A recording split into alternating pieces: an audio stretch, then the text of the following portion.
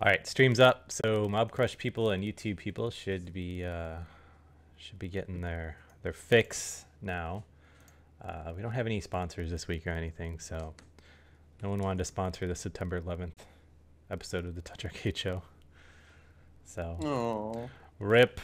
Let me make sure what episode number this is real quick. This is the kind of fact checking that we need to do on this podcast. I disagree. Well, Episode number 435? 222. 222. Oh, there you go. All right, cool. We'll get started then. Hey guys, what's up? You are listening to the Touch Arcade show. This is episode 222, believe it or not. That seems crazy. I don't know. The longer we do this, the higher the episode numbers get, obviously, and like every week I'm like, holy shit, like we've done this for 222 weeks combined. It's like a lot of weeks. That is a lot of weeks. It's like too much time out of your lives. I think it's a waste. I think you guys need to move on. Just tone it down a bit, I guess. So Jared and Mike with us as usual. Got I think we're gonna have a packed podcast this week with Keynote reaction stuff and everything else. But why don't we actually, since this news is so recent and so hot, why don't we talk about EA's move, I guess 10 days ago. hot topic. Like hot topic. Everyone almost noticed 2 weeks it. ago. Everyone noticed it like just recently, I guess. Yeah, well, so I woke up this morning and looked in our little Touch Arcade backend chat and saw that, you know, Sean was like I don't know if this is a big deal, or I don't remember what he said, but he was like, here's check out this link to this EA support page, looking for something else totally unrelated, you know.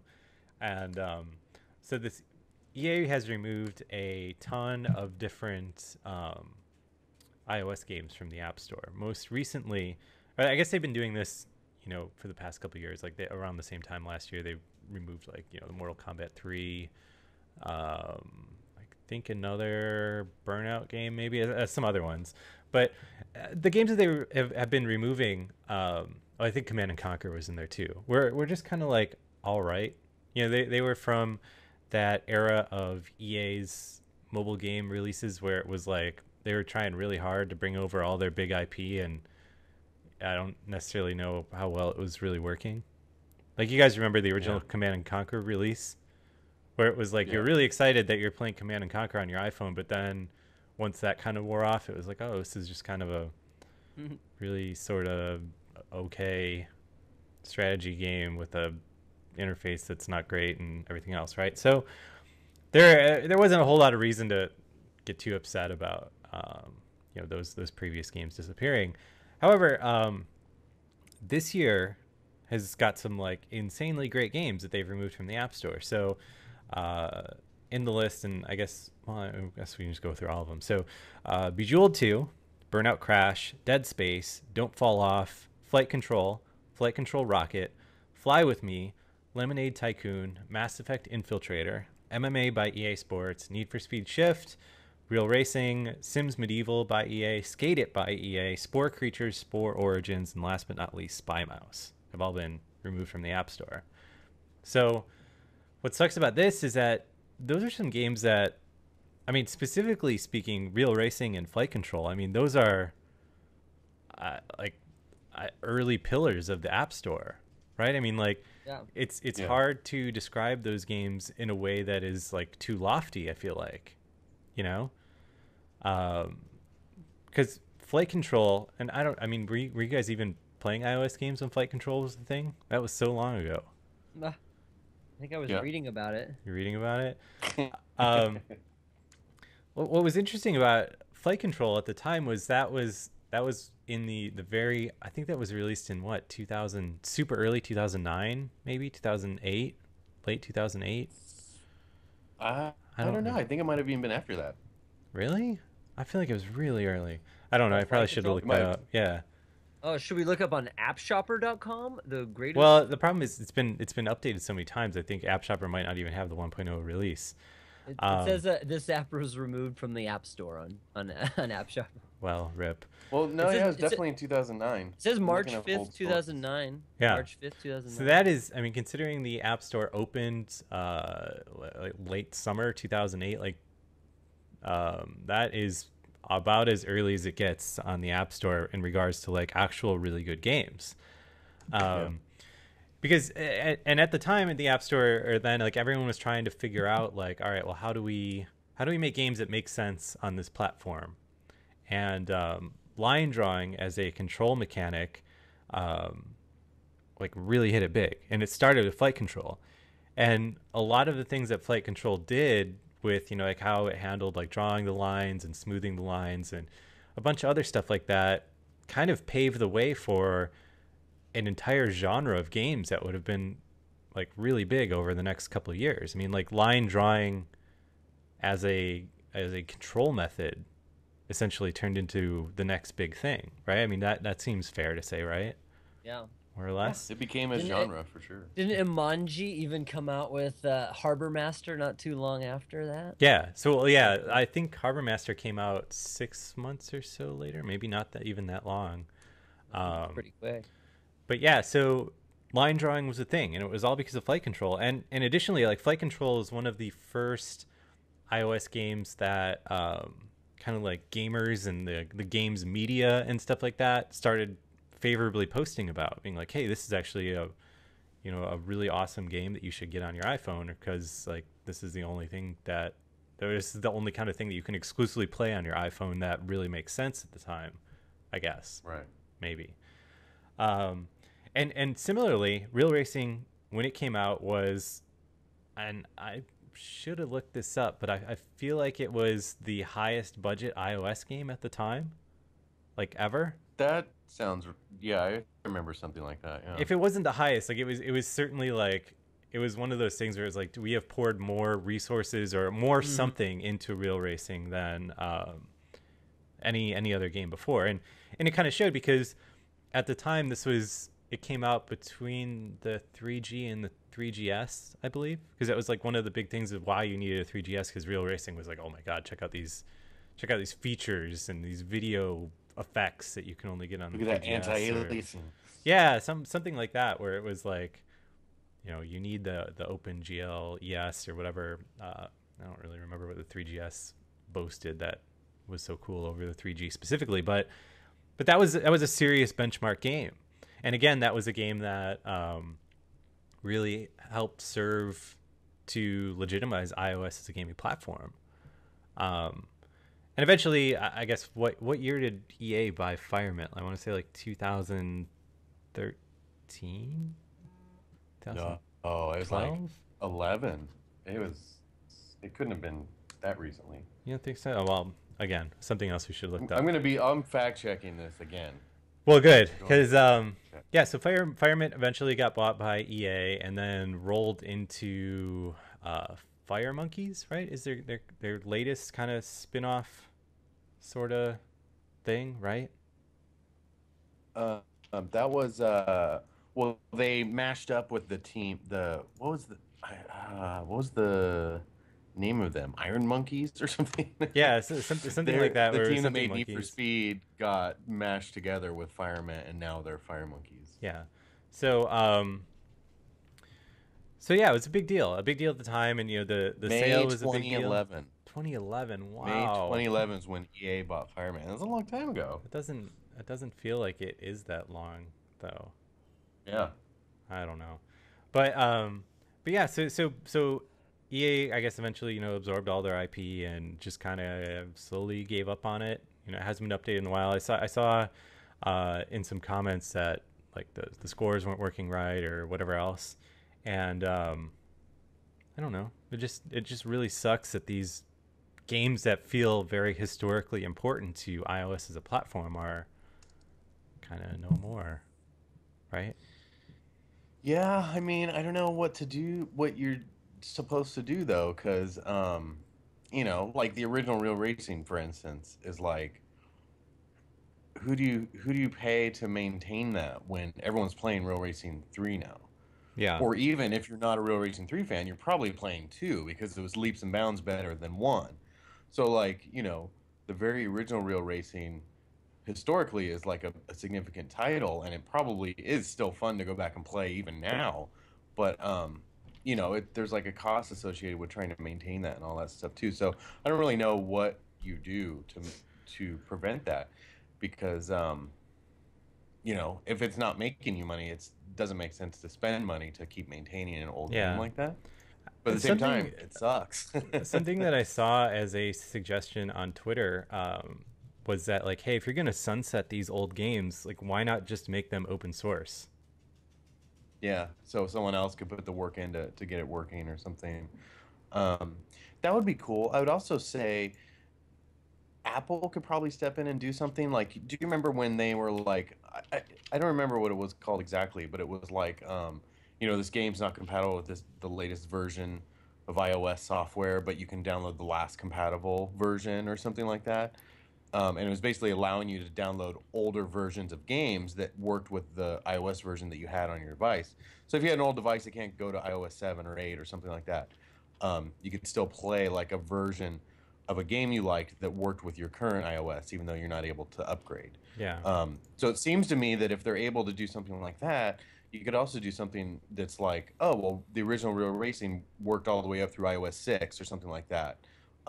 So, if we're going to sunset the game, let's put one last update that kind of like, can make the game work as if it was on iOS 6 or something like that. Go into some sort of weird, kind of like how Macs used to go into like OS 9 mode or whatever. Yeah. Something like that would be better than pulling the game. But again, that's probably like a massive undertaking for both Apple and the developers, and it would, I'm sure, cost money to do. And so, you factor all these things in for games that are like a few dollars in the first place. It's to justify. So Yeah. I don't know. It'd be nice if there's a solution, but I also understand it. Yeah. I just feel like there needs to be some kind of like legacy mode or something, like some way that you can get these old games running if you want to. Yeah. Just because it's weird for them to just vanish. And I understand why Apple doesn't do it. I mean, because like they want everyone running the latest iOS software because like that's the most secure, and Apple, prides themselves on their overall security and advertises based on that, and like doesn't want like some idiot that decides like, oh well, I'm gonna downgrade to iOS 6 so I can do whatever, like have their phone hacked and then turn into this big thing about, oh my god, all iPhones are getting hacked, and how stuff blows out of proportion like that. So I don't know, like that's kind of the tricky thing about it, is there really is no like super great solution, and that's kind of why we have these situations. Because like the best thing to do would be for EA to just publish all the source files and be like, here you go, like we're kind of done with this game. Like if someone wants to port it or whatever. I mean, because there's so many different open source licensing solutions for basically anything that you'd ever want to do for any kind of software that you're giving away, where like you can learn from it, republish it as long as it's free, or like whatever flavor you want. True. So yeah. But at the same time, you're talking like a publicly traded company that isn't in the business of giving things away, so that doesn't really work as a viable option either. Yeah, it's, I don't know, a tough solution, but it does suck. For some of those games, I mean, I don't know, some of them I can live without. Like the MMA by EA has totally been usurped by the UFC game that just came out, right, which is like better in a way. So it's like there's no sense in really keeping that around. Even same thing you could say for Real Racing. Like the newer Real Racings are better than the original, so why keep that around in the first place? Yeah. Dead Space kind of sucks to lose, but I can't imagine, as someone that played through it a couple times over the years, like I can't imagine like dying to go back and play it again. Like I loved it for what it was, but it wasn't one of those ones I was going to revisit anyway. Same with Infiltrator, the Mass Effect game. So, but I don't know, that's not everyone's feels that way. Some people do want to go back and play them, or some people I've been seeing saying they bought it back in the day and just never got around to playing it still, and had planned on it. That's insane. Which seems like, what point in the future? It's already been 5 years since Dead Space came out. Like, at what point in the future were you planning on playing that? Yeah. But I mean, I understand how that happens too. There's so many games and things you don't get around to and stuff like that. So I don't know. I think the best advice is like, you can say the same thing with sales and stuff too. It's like, buy something for the price you want to pay for it at that time, and then just jump in. Don't plan on like I'm gonna stick this in a folder for now and check it out later. Like just jump in, start playing a game the second you buy it, and play and enjoy it as much as you can, as soon as you can, and your life will be a lot better because Yeah. things like this won't screw you over. So Yeah, I don't know. I mean, so I understand, like what you're saying with like some of these games have been usurped by better titles, and you can certainly say that about Real Racing. Like Real Racing 3 is, I mean, say what you will about the free to play stuff, but it is the game continued, in the future. Like if you want to play Real Racing, like you can still, but it just seems so crazy to just get rid of flight control. Like that is a game that yeah, is universally good and universally loved. Like I don't I think you'd have a hard time finding someone to be like, oh man, flight control that sucks. yeah, Like I don't want to yeah, play that game. Like I'm glad it's gone. Fuck it. yeah, Like yeah, no, that doesn't. And same kind of with Burnout Crash. Like that game was so good. yeah. So I don't know. Whatever. I guess what can you do about it? It just really sucks because I feel like these. I don't. It's like it was just weird to think that in the future you just won't be able to play these games. Like I mean, like right now, Super Yeah. Mario, for instance, or any really old classic game, like you can, if you want to put the effort towards finding the cartridge and the system that plays it, like go nuts. Like you can. Hey, there's iPhone 3Gs on eBay, I'm sure, that have Real Racing installed. I mean, but that's crazy to have to do that Yeah, as I know. opposed to Not really. like, I'm half joking. I mean, I'm sure And there my are. phone, my phone has flight control and Flappy Bird. How much can I Yeah. get for it? there you go. Just get Mike Mead, who has the oldest iPhones ever. I got my 3GS just waiting right here, with flight control on it. I should find some old charger cables and charge up my old 3GS and see what I have on it. I'm pretty sure I have Real Racing. I don't know why I I've wouldn't. also seen.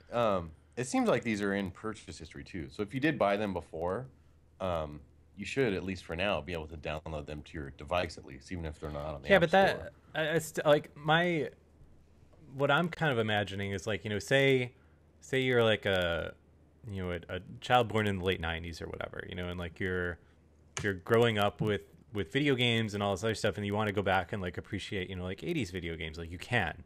Like that's a thing you Yeah. actively can do. So, Yeah.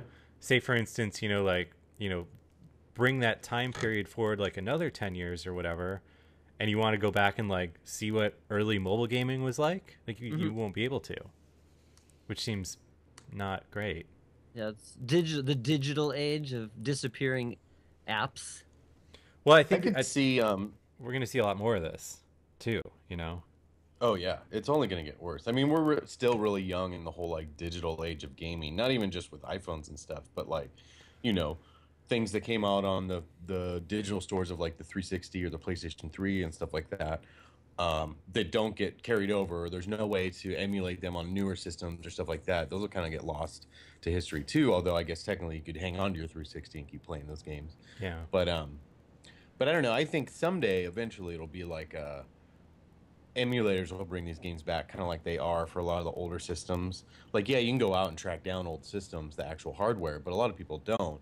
But I think emulators are great to like preserve those games in a way and have a way to play them easily that's not tracking down some 30-year-old system somewhere on the internet.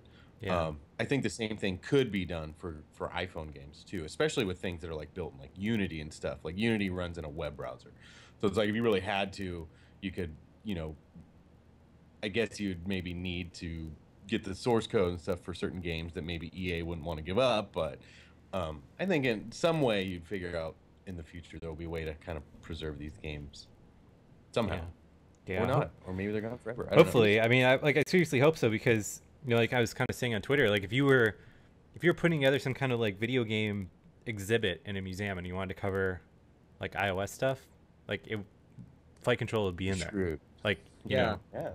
like easily, like no argument, it would be there. So I don't know. Should we talk about Keynote stuff? I guess Was there a keynote? on the more What exciting things. What happened? Did they release anything? Did they talk about anything?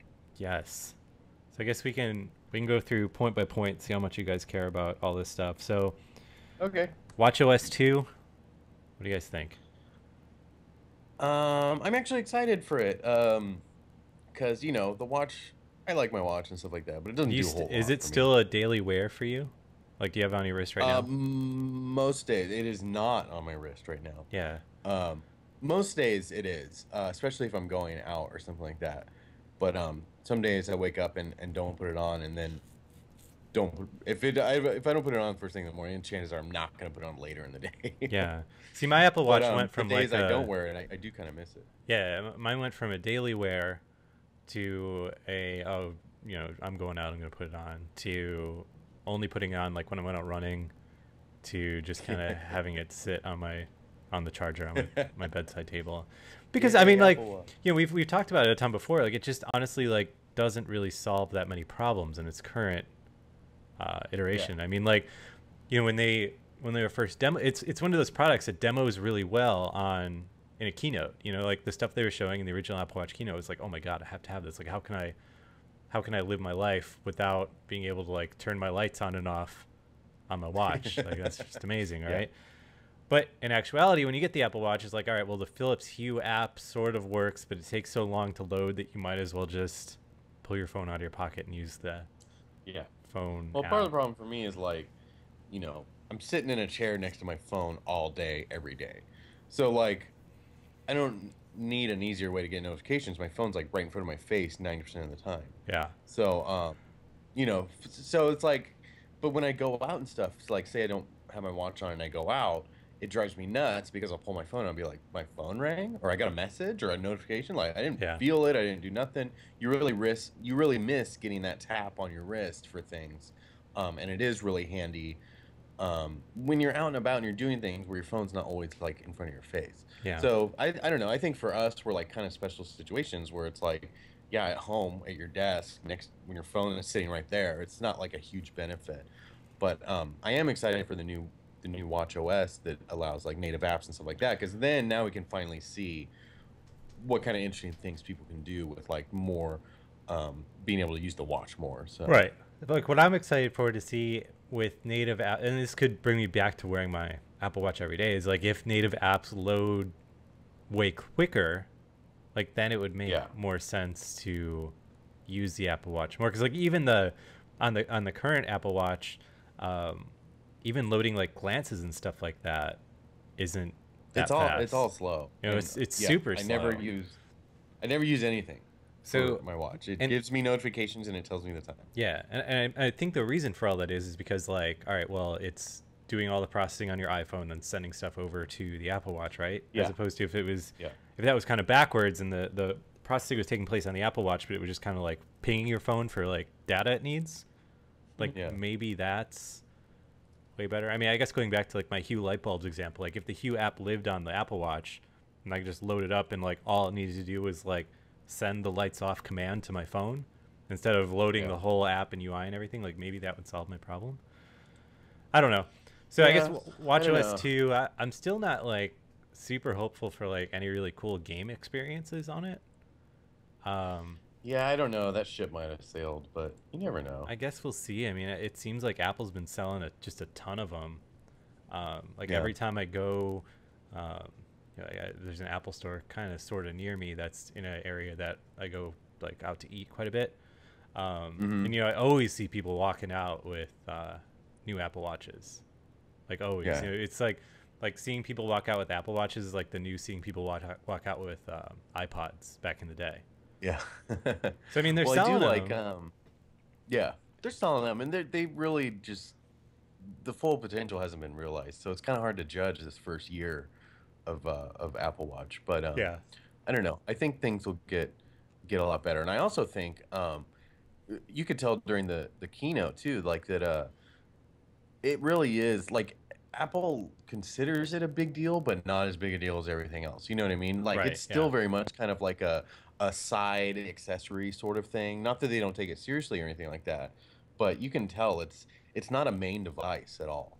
And I don't think that's going to change. Yeah, it seems like the vibe they have towards the Apple Watch right now is very much like how they used to sort of treat the Apple TV, where it's like you have a big keynote about all this other exciting stuff, and they'd be like, "Oh yeah, by the way, Apple TV does 1080p now."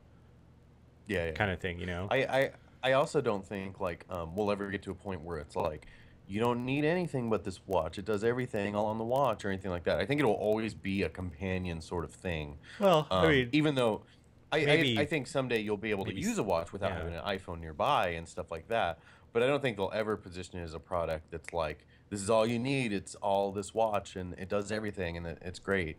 It's always going to be sort of a companion thing, I think. I mean, we talked about this before, like when it first came out, but I wouldn't surprise me if in the future, like, you know, who knows when Moore's law will dictate this miniaturization being possible. But like, I really Yeah. think it's going to flip flop where all the processing is done on the watch. And like, if you want Hmm. the, you know, the phone like screen, you just have kind of like a dumb screen in your pocket that connects to it kind of thing. Yeah. Maybe. Yeah, that could be too. I don't know. It's just handy for certain things. I just think like ergonomically it's not a great Oh, idea. for Like it's sure. a neat idea in theory, like a smartwatch, it does everything. You just make calls into it and you just look at the internet on this screen and But I mean, like, but think about no, it it's this way: if in the future Siri gets to the point where, like, instead of just being able to say like dumb commands like, you know, set timer 15 minutes or whatever, like you could actively like talk to your watch like the movie Her yeah. almost, you know. Um, Yeah. I think that would be a game changer. Like if it kind of got to the point where like your watch was so smart that like you didn't necessarily need a screen. Yeah. You know, like if I could just say to my watch like you know, hey, read me, you know, what's Jared Nelson's last tweet, or like, you know, read me my Twitter replies or something like that. Yeah. Like that Yeah, might I be. think That seems like that seems like where Siri's I going. think the danger with that situation is you might fall in love with your watch. Well, I mean, Who says I haven't yeah, already? really. Oh Like, no, that was Jared Nelson's last tweet. That's already What a if I fall in problem. love with my watch? What about And we Pam? never Oh saw them. God. No, what have I done? So yeah, I don't know. Apple WatchOS 2 launches. I think all the new operating system stuff comes out on the 16th next week. 15th, 16th? Yeah. So Yeah. yeah, like iOS 9, Apple WatchOS 2, and all that stuff next week. So next thing they announced in the keynote was I think they said the biggest news in iPad ever. Get it? It's big. It's huge. So iPad Pro, like as the rumors were saying, was basically just a really really really big iPad, which is it's Yeah. cool. What has me nervous about the iPad Pro is that it's kind of a fool me once thing on Apple greatly increasing the screen resolution of their displays and not necessarily Yeah. increasing the GPU as much as they need to in order to drive it. Mhm. Which, you know, you kind of saw, we definitely like really saw with the first Retina iPad, and kind of saw with the first Retina MacBook Pros and stuff like Yeah. that, which would really makes me hope that Apple has learned their lesson, and like the GPU inside of the iPad Pro like really is capable of driving the, what is it, 2738 by 2048 screen, which is, I mean, that is an insanely high resolution screen. 5 million pixels or whatever. Yeah. So like, and you know, they're saying that it's like a desktop class GPU, blah blah blah blah blah, and they show you like the little, you know, chart of how powerful it is and all that stuff. But they did the exact same thing for the Retina iPad too. Yeah. And like when I've kind of been skeptical of all the performance of it, people have been like, well, didn't you see that 3D demo when they were doing like the medical stuff? And it's like, well, yeah, but Yeah.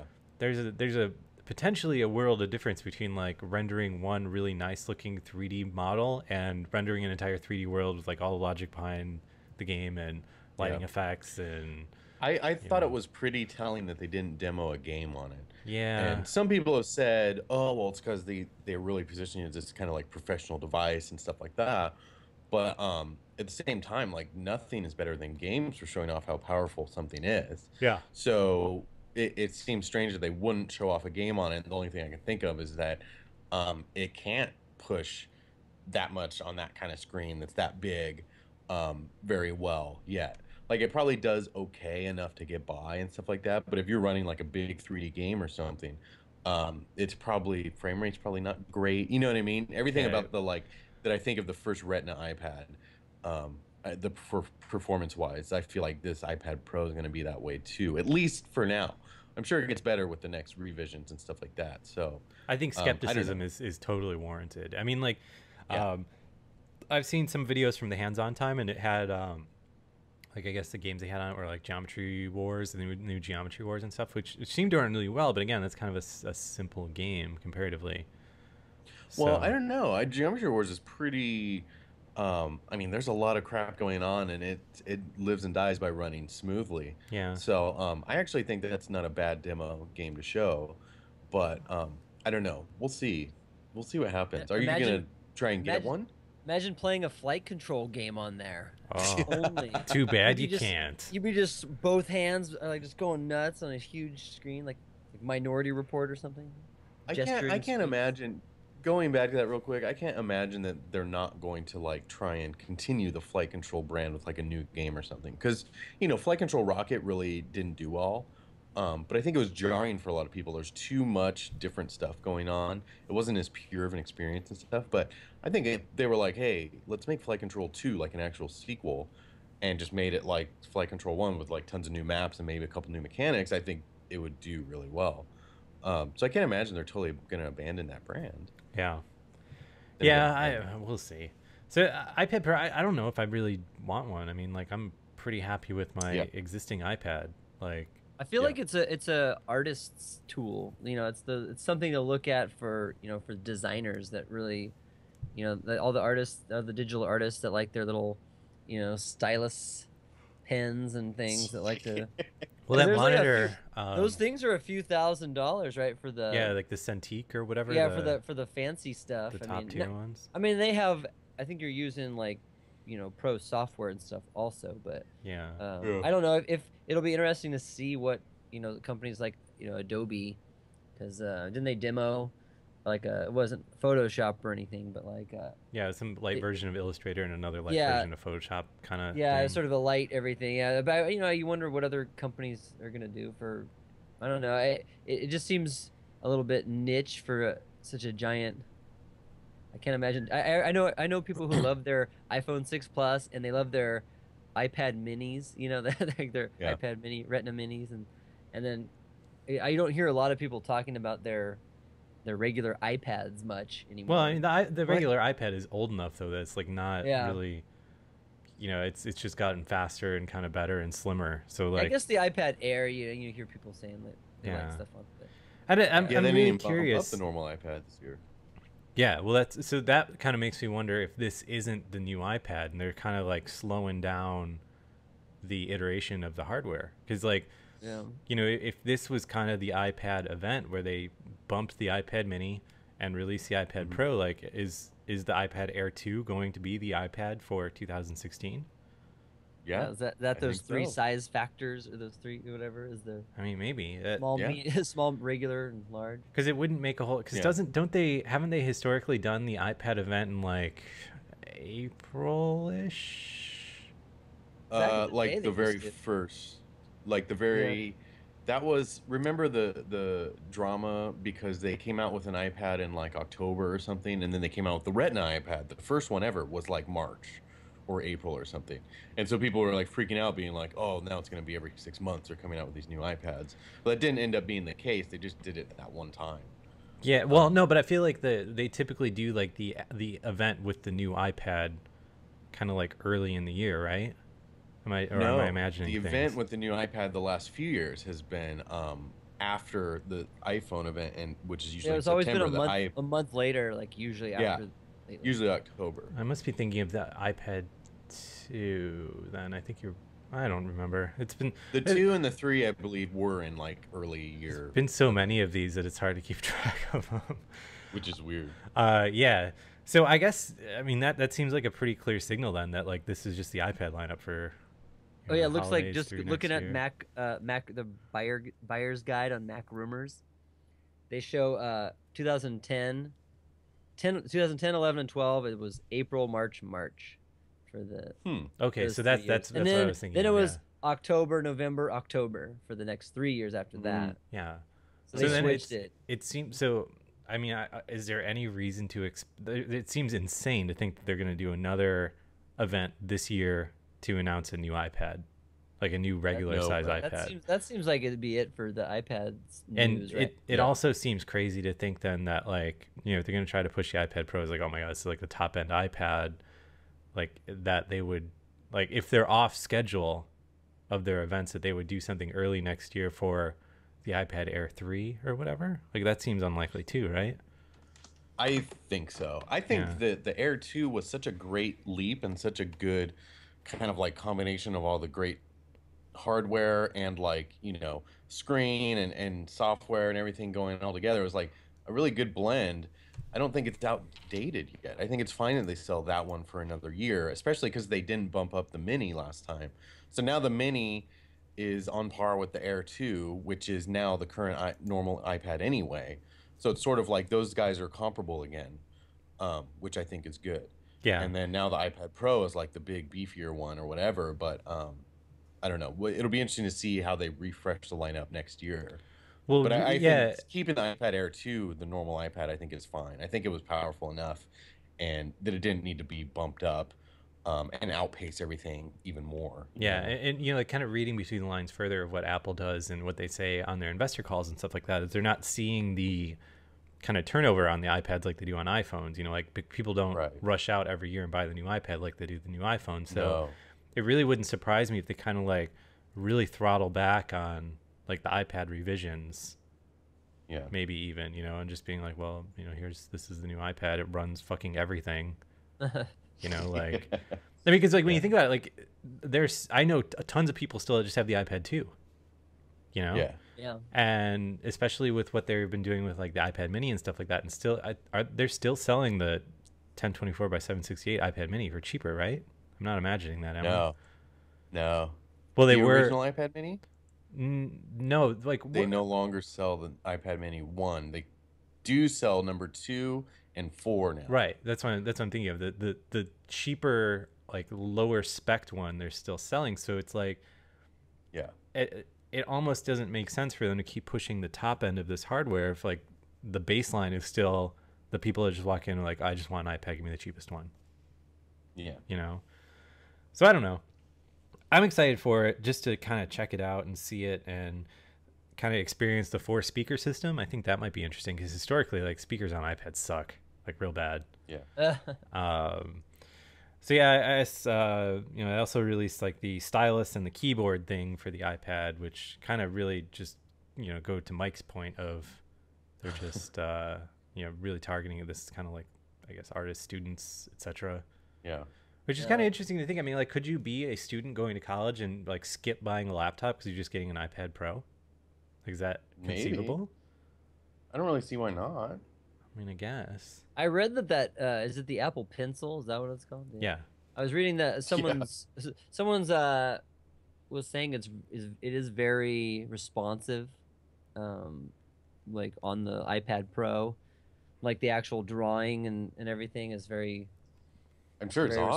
responsive. Yeah, so I mean, I compared the person when the author was comparing it to some of the higher end things and saying it might be better just because of the responsiveness. I mean, And the I don't know screen that's is just Yeah, like, well, just because of the iPad, just because of the iPad Pro thing, But you still need software for, to be able to do something with your, artwork that's or also the whatever you're benefit doing. of Apple making the hardware themselves too. Is like, Yeah. hey, we make this iPad, we can make the stylus be Yeah, they amazing better make the because we make stylus be them like both. super fast. Like, Yeah. yeah. I mean, I guess if you're a college student, like, how crazy would it be to just have an iPad Pro, a pencil, and just use your iPad as like your notebook for it's like everything? an infinite Yeah. piece of paper. Yeah. I don't know. It's kind of crazy. I mean, like, I think you can definitely do that. And I think it serves as a pretty decent laptop replacement if that's what you want. You know what I mean? I feel like it's really all about options because, like me personally, I've never gotten big into iPads in general because my MacBook Air is like the size of an iPad and it does everything I need to do. It has a keyboard and all this stuff, and it's not like a big bulky thing. So it's like I've never really had a big use case for an iPad. yeah. But you might. I mean, if you can use that as your only computer, I think, and get by with it for the most part. Yeah, what's super interesting about the note taking aspect of it is that, like, so if you the diagonal of an 8.5 by 11, like, so a standard A4 size piece of paper is like 14-inch diagonal, and this is just under 13. So like it is really Yeah. like you're just writing on a piece of paper, which is kind of neat. But I don't know what the use case of that is, like, because I type so much faster than I write. Oh yeah. Yeah. Taking notes like that, I guess. I don't know. Yeah, it seems like I don't know, with businesses and what other companies would use it for, I don't know. I Yeah. don't know But what then people you use it just for. get the little keyboard cover and you're good. So I guess Yeah. like that's what's so fascinating to me about this is not necessarily, that I want to race out and buy it day one, but I kind of want to see like 3 or 4 months in the future, like what people that bought this and got all the accessories and stuff, like what's their killer use for it. Yeah. Because I feel like this is definitely filling a need, but I don't know if it's filling a need that I have, which I don't know. I guess that's kind of weird. So it's $800 for the 32 gig with Wi-Fi, alternatively $949 for 128 gig, or $1079 for the 128 with LTE. And the pencil's $100, and the keyboard's what, 160? Looking at it right now, 169. 169. So the next thing they revealed during the keynote was the brand new Apple TV, which again is one of those things that has been rumored for years now. I feel like that it's Years. like almost kind of turned into the joke of like, oh, this WWDC is, we're gonna see the Apple TV SDK finally and stuff. So Yeah. I guess this is the year. So if you weren't watching the keynote, the basic gist is Apple TV now has apps. Or I guess the new Apple TV. It's $150 for the 32 gig and $200 for the 64 gig. Although it's not super clear right now, like what that storage is actually going to be used for. Because what's interesting about the apps on the Apple TV App Store is that they have a maximum download size of 200 megabytes of the actual like binary of the But have actual we app. confirmed that it says what's it called, like the offload or whatever? The Well, right, rest of the assets if it's bigger. That's where things get interesting, is that so the app that you download can only be like your initial download from the App Store, 200 megs tops. And then after that, you can stream assets in from all sorts of other places. So like realistically, you could have a game that, has gigs of graphical assets and stuff like that. You just have to develop your game in a way that can be intelligently streamed from the internet. So, when the game gets to a point where it needs this particular model and texture and stuff, like you should already have it preloaded and stuff. So it should be. That sounds sketchy. Which, I mean, if it's done well, it should be transparent to the user. But Yeah. Apple has I think developer features for like because that new app thinning that they announced, or that was talked about, I think with iOS 9, I guess. I think there's a bunch of stuff that developers can do. Like we haven't looked into it because our apps are like sort of tiny, so like you never have to worry about going over anything 200 megabytes, let alone like 50 megabytes. But I think I don't know how easy it is, but I think there's ways that Apple has now that you can, as a developer, whatever you do in Xcode, to be able to, if you're over 200 megabytes or something, you can, group a bunch of assets, and I think kind of like bundle things up, that I think supposedly makes it easier to to piece together after the fact, like once the app is downloaded or something. I don't know. I think they're it's probably all starting to get. They probably started to get this stuff together. Probably thinking about the Apple TV. Right. Yeah. There's a lot of we have an article up as well that has a lot of links to the various documentation that kind of explain how it all works. And I mean, it seems pretty intelligent how they have it set up and stuff like that, but it is definitely another layer of complication for developers. But at the same time, it makes me wonder if Unity, like, whatever next point release they do, if that's going to have something that just manages all of this for you.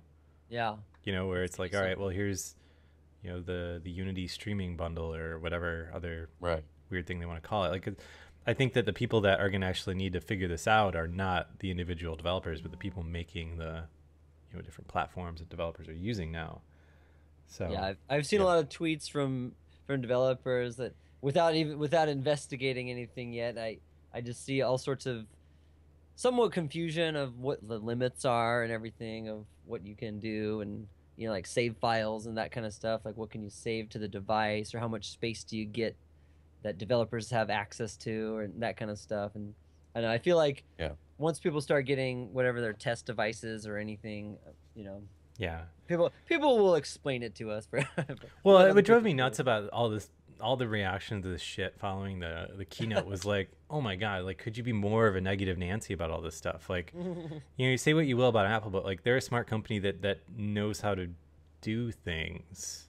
Yeah. Like, they're not going to torpedo their own product, and like, the amount of people that, you know, are self-proclaimed experts that were just going on about this was just like, dude, like, read about stuff before you just have your knee-jerk reaction, because you're gonna look real stupid in about 2 days. Like, I'm pretty sure that Apple has a plan for all this. Like, I feel like for millions and millions of customers and everything, I think they have an idea of what they're trying to do. So just like the number of tweets I saw that was like, ugh, Apple, I can't believe it's 200 megs. How am I ever gonna fit a game in 200 megs? This is bullshit. What am I developing for, the, you know, Sega Genesis or whatever? It's like, dude, settle. Yeah. And then they'll probably have something where you could easily shrink down a larger app into like segments or something, and then who knows? I think it's something similar, I think. I mean, but at the end of the day, like, to the end user, this is going to be really cool because, you know, when you download something on the Apple TV, I mean, most people have I would think that most people that are going to buy an Apple TV probably have a reasonably fast internet connection. So, like,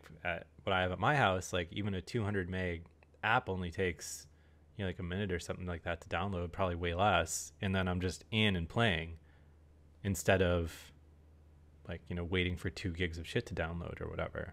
Yeah. So for the end user, that's great. For queuing things up, and if it's like your, you know, phone or, you know, the iOS stuff, it's like, you know, you just tap on a few things to download, and then you know, come back to them when they're ready. Yeah. You don't have to think about it.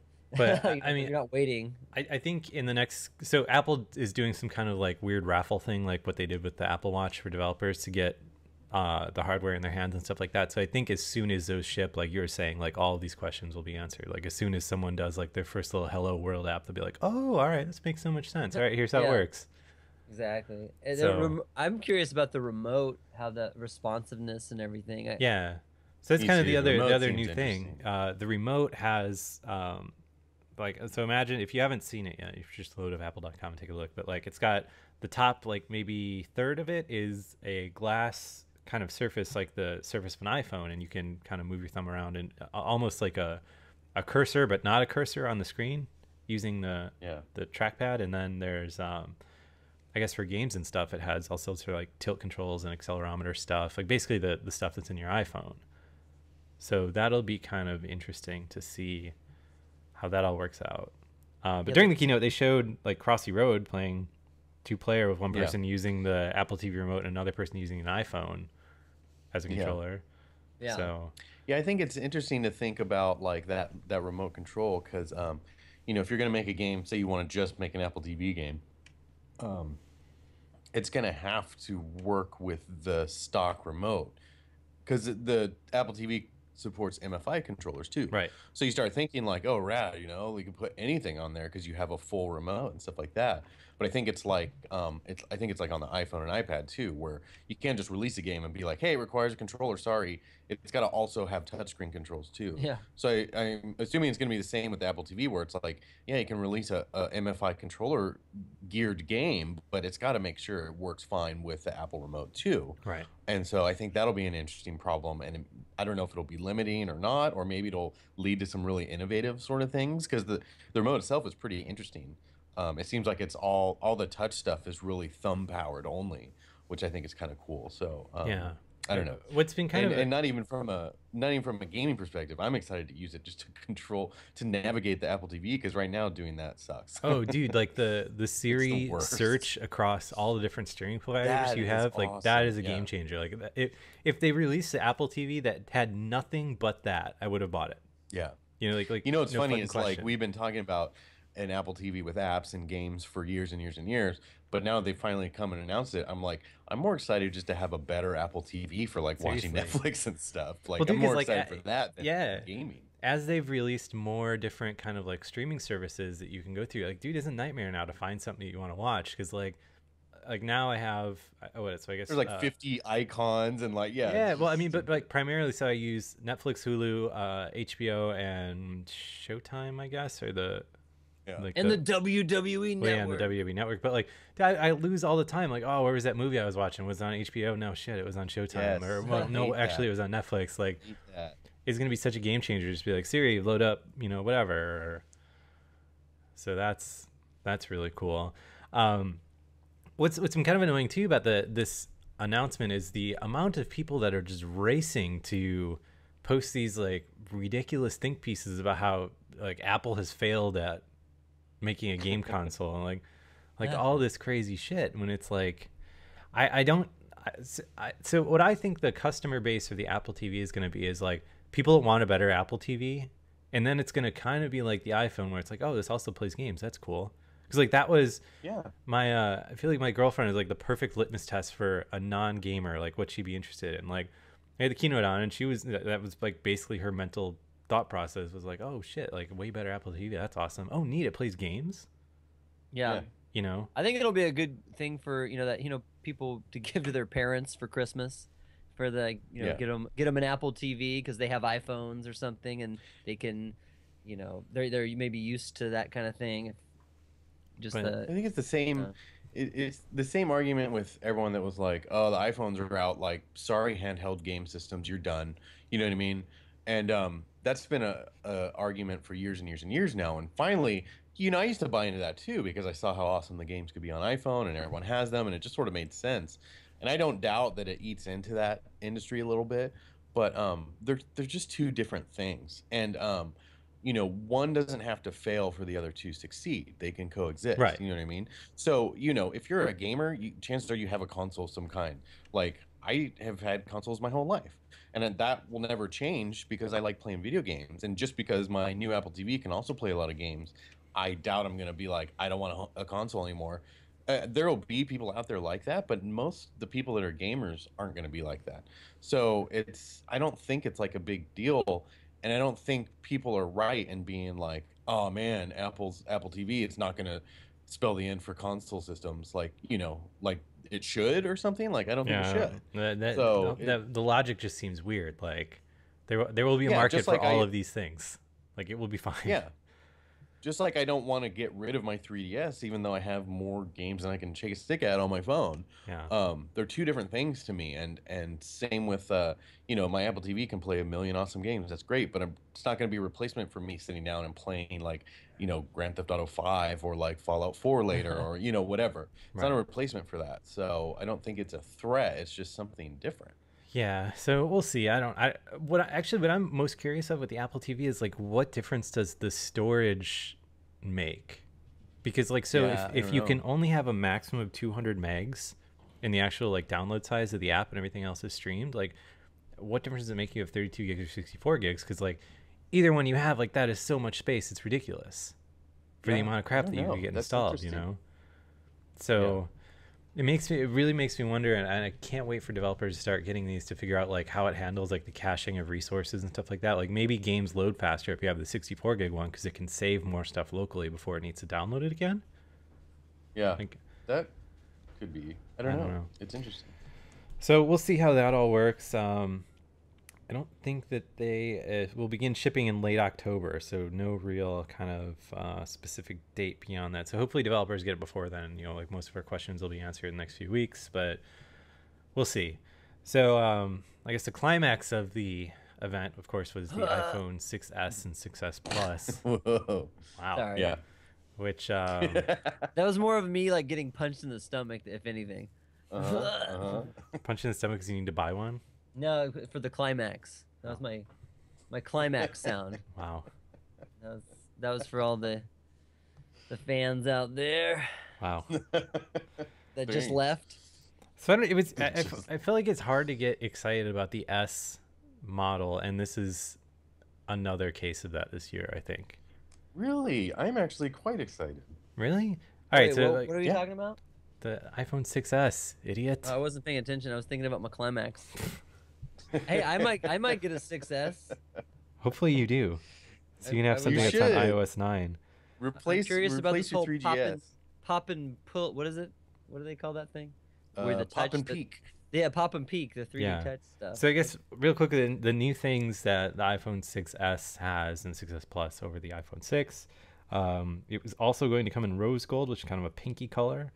It has 3D touch. I think it looks kind of awesome, actually. Oh, come on. Has 3D touch, which is kind of like the Force Touch on the Apple Watch. Of course, a better processor and all sorts of stuff. And interesting enough, like you can use 3D touch gestures in games. Way better camera, which also brings about live photos, which are kind of like Harry Potter photos, everyone's saying. Same price point. Pre-orders go up tonight. Yeah. and I guess faster. I think what I'm most excited for actually is the faster Touch ID. It's true. I don't know. Mine's pretty fast. I mean, it's fast, but like I think if it's twice as fast, like that will be like, wow, this is so much better. You'll really notice Like it. you'll really notice it, yeah. So I don't know. I guess I'm curious to see what happens with the 3D touch stuff, um, especially in games. But again, it's going to be one of those things where it's not like you're going to see a lot of stuff using 3D touch right off the bat because the install base is going to be kind of small compared to Yeah. every other iOS device. I I guess. I think that that is a big deal. That's why I'm most excited for these phones. I think that's Really? a real game changer, and it'll make the 3D touch stuff. I think it'll make so many things easier. It's like having, sometimes you feel limited with touchscreen gestures. You're like, well, I swiped, and two fingers, three fingers, things like that aren't always super convenient for something like a phone. Right. So like adding a whole nother dimension of things you can do with these, force touches or whatever, I think is a pretty big deal. And I think it will trickle down and makes for some interesting gaming stuff too. But um, right off the bat, you're not going to be able to be like have it be a main thing in your game because you're going to exclude a lot of people. I think for like, hey, you can only play this game if you have the newest iPhone that has the 3D touch on it or whatever. I don't think you'll see a whole lot of that. But Yeah. What's interesting to me might about make it for though, some interesting options. so what I thought kind of sucked about the UI of the Apple Watch is that a lot of the, well, I guess not a lot, but all of the force touch gestures are not apparent to you. Like you kind of have to discover them through experimenting and stuff like that, which it seems kind of counterproductive to how iOS devices historically have been, where it's like, oh, this is so super obvious. Like, of course, this is how it works. Yeah. So I don't know. Someone, I think it was Daring Fireball or somebody made the comparison of all the 3D touch like shortcuts and stuff like that, or like keyboard shortcuts. Yeah, So that they're makes sort of like a sense. power user sort of thing. And I think about like, shortcuts, keyboard shortcuts for me are like massive. Like I couldn't live without them. And I'm also one of the big expose people too. So like the trackpad gestures and the switching windows type stuff, I live and die by that. And so I can really see this sort of becoming the same with the phones too, where it's like, man, if they took that 3D touch away and I couldn't do these little shortcuts that I've learned to use over the couple of years, that I would be really bummed. So I think it'll be a big thing, Yeah. but probably not for everybody. So I think, well, I wish they would have given more details on how developers can use the new Taptic engine that they're including in the new iPhones. Because I think that'll be a really big deal for games if developers can hook into that with some kind of API call to have feedback when you push a button. Like how huge would that be if like the same, I think they said like 10 millisecond little buzz is the shortest they can do. Like that would be crazy every time you hit a button to be able to get that feedback that, you're actually hitting a button. Like that could be huge. So I don't know. I guess we'll see what comes of that. Mikey Shorts 3D Touch Edition. That's what we need. Touch Mikey, get a little buzz. Wow. Wait, what? Sounds good. No, wait a minute. Sounds good to That's me. like a different game. That's like a Mikey Touch game, I feel like. Yeah. Mikey 3D Touch. Get ready. So I'm super excited, I guess, to see what happens with the Taptic engine stuff. New camera is always nice. Like that's cool. What about your for your dick pics? The the live photos. The live photos, yeah. Dude, I the saw your live photo tweet. thing I is like. weird. I think that's gonna be really cool. Yeah, it'll be interesting to see what people do with that. Yeah, I mean, I think it's gonna kind of revolutionize stuff like Instagram and stuff. Like especially if they're all looped in to share the live photos and stuff. Yeah. I think that'd be Didn't really they cool. say? I think Didn't it's someone? creepy. I thought I read something that Facebook was committed to support it already. Yeah. Like, Well, that's the later thing. on. Like, so I think the live photo stuff will live and die by whether or not it is an open standard. Yeah. Like if Apple is, just making it kind of like an open source thing that anyone can use, and here's how you pull it into your apps, and here's how you make these live photos if you have another camera or whatever else. Like, I think that has potential to be like a serious game changer for photography. Yeah. But if it's this like proprietary Apple thing where it only works on the iPhone and iPhone apps, and like, I think that would be super limiting, and it would be really sad if that's the way they go with it. Yeah, Facebook, Instagram, and Twitter. I guess Facebook is Instagram, right? Like the company, but Yeah. pretty much. But and Twitter, Twitter. I remember when they started supporting like just animated GIFs, and I was like, that seemed like Yeah. a big thing. Or when you can upload a different things like that, or even video, right? Like you can upload and it sort of like now all I see is Twitter videos, and Yeah. I don't know. I guess if Yeah. you either decide on a 6-second Vine, or do you do like a live photo for something like for the shortest thing, the shortest possible video you can post. Like I Yeah. don't know how does it say how long I think is it it's 3 seconds? I think it's Like a cut it in half. second and a half before and a second and a half Okay, after.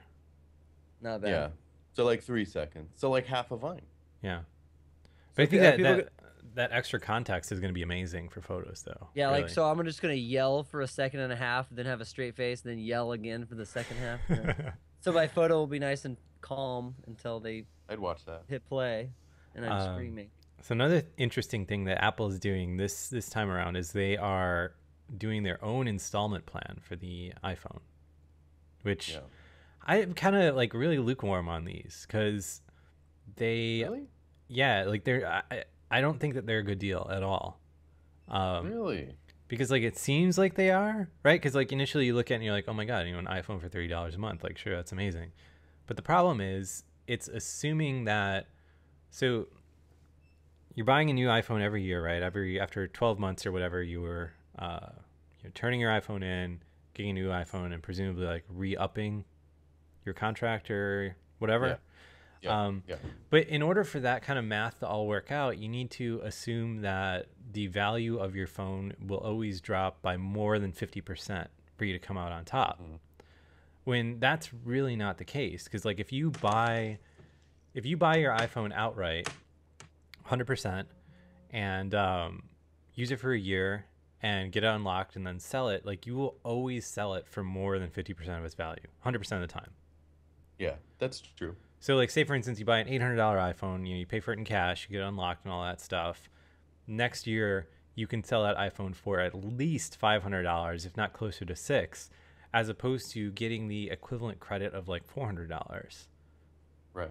But and again, it comes down to one of those things like, do you want to have, do you want to front that much cash to be out, be up a little bit over the course of a year? It's probably easier for a lot of people to budget, $30 a month or whatever, than just flipping out $800 off the bat. That's the thing, yeah. So I don't know, and they kind of sweeten the deal with Apple Care Plus, but again, it kind of all washes out at the end of the year with you being ahead, unless your phone, like really drops in value, which seems crazy. So Yeah. I don't know. I think that's the major part of it, is like people already, they just look at it as like a bill. They're not looking at it in the long term as which is like the better value or whatever.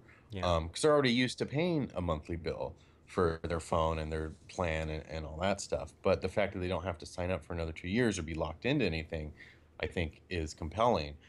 The flip side of that is that all the carriers now are finding ways to not do 2-year contracts. Right. The doing the upgrade every year deal, or the don't have to be on a contract deal, or like whatever. And so I think Apple, by doing this themselves, is sort of making it more competitive with all the carriers too. And in the end, it's sort of like the customer that kind of wins. Yeah. Yeah, I'm always kind of wary about like weird finance tricks and stuff like that, because at the end of the day, through the Apple thing, like you are actively taking out a loan to buy that phone. Like, it's financed through Citizen Bank, I think. And I don't know, like if I can avoid credit, I will, I guess, but I'm just kind of, True. I don't know. It just like, because it just seems like a really dumb thing to have a loan out for, I guess. Yeah. Like when you It's think of it that way, I mean, like, would you ever like roll down to your local Chase or whoever you use for banking and be like, yo, I need a personal loan for $800.